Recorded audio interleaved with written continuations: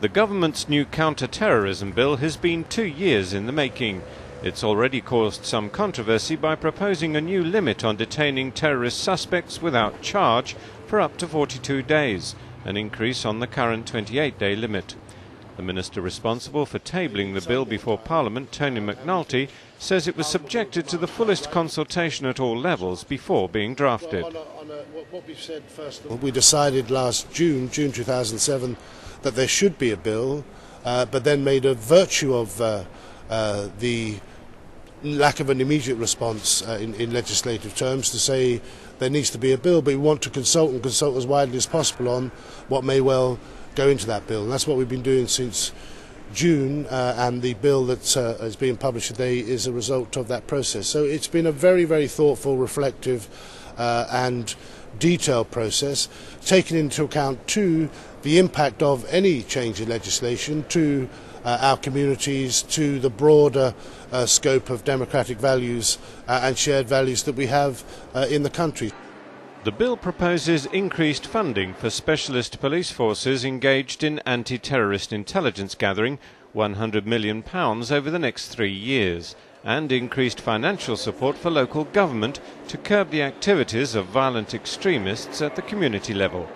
Besides the increase to the length of detention without charge, Mr McNulty says the main purposes of the bill are to tighten up and clarify existing legislation. There are, I suppose, three key elements.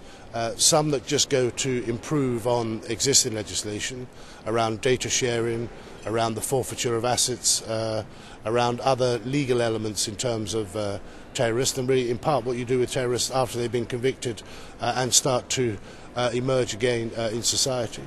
Second is the whole process of the detention aspect, both pre-charge detention before charge, and that's where the 28 days increase on a temporary basis beyond 28 days figures, but equally there's provision there for post-charge questioning, which many people have suggested may well be part of the way to avoid using pre-charge detention, that we've accepted that premise.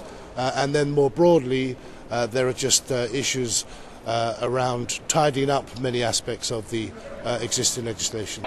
The new bill reflects the government's continuing concern with threats to Britain's security from violent extremists both within the country and from abroad. The threat level in the UK for some time now has been at severe, and that really is as high as it gets. The only step beyond severe is critical, and critical means that there is an imminent threat that we think is going to happen, whereas severe means there is a substantial and sustained threat that means we are in a relatively dangerous position. And I know some of our detractors have said, well, it was severe last year, it's severe now, so why are you changing the law?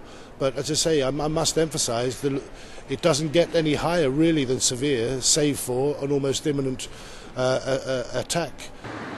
The bill will now be subject to debate, but with many MPs voicing concerns about aspects of the proposed legislation, commentators say its passage through Parliament may be a stormy one.